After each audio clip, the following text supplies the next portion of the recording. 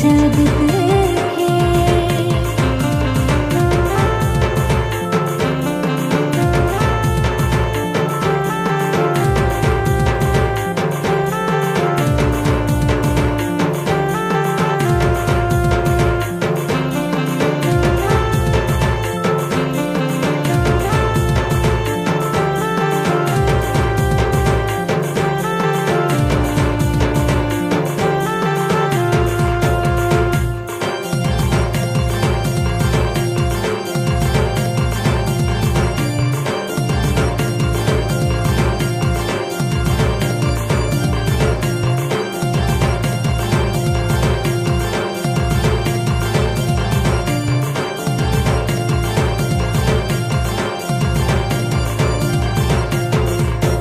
रोइबु पापे भोगिबु दंड पड़िबु नरके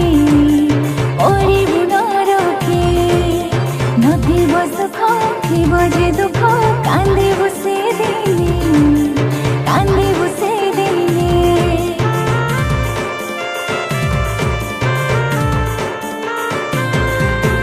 रोइबु पापे भोगिबु दंड पड़िबु नरके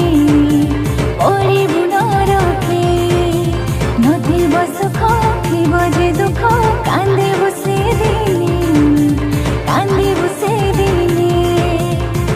सुनि रोका जानी रोका मोर काके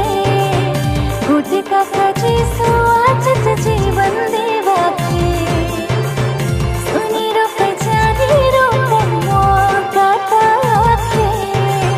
गोटे काका जीसु आज जीवन देवाके प्रेम करी ए दुनिया के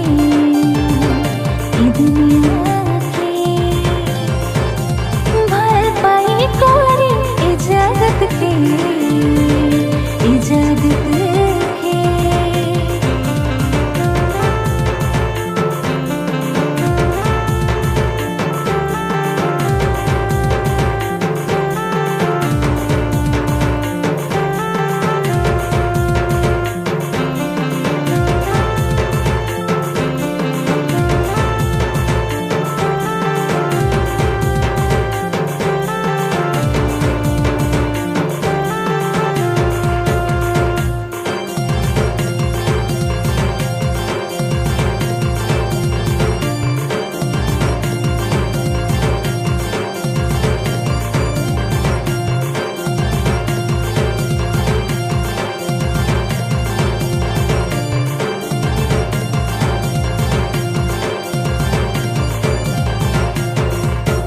विचार दिने नथिबो वाक्य नथिबो जे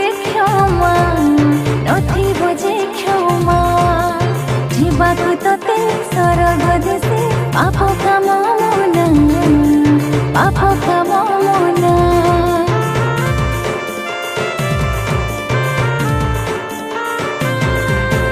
विचार दिने नथिबो वाक्य नथिबो जे क्षमा जीवाकु तते सरग देशे पाप काम